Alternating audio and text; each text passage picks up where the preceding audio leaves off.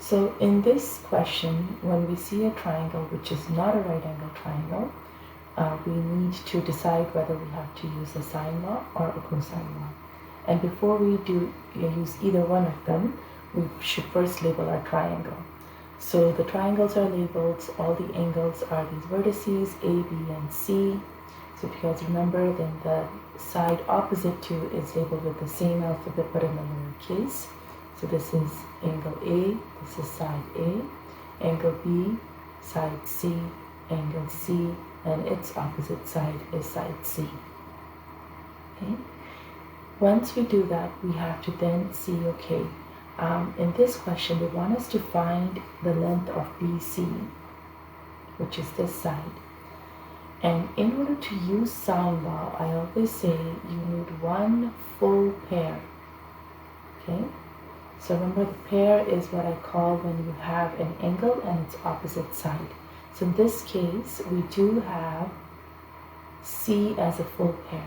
We do have the angle and its opposite side. And then we need for the other one that we're looking for, so in this case we're looking for side A, we need to have its complementary angle, the one that is responsible for making the side. So we need to have the angle A. So that would be my half pair that I'm looking for. Okay. It's just something I call it, just so that I can remember it. And once I have this, then we're going to use sine law.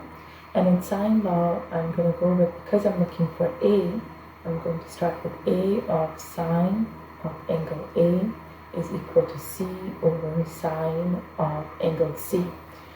I like to start when I set it up. Remember, there are two versions where you can have the side on the top or the sine of an angle on the top.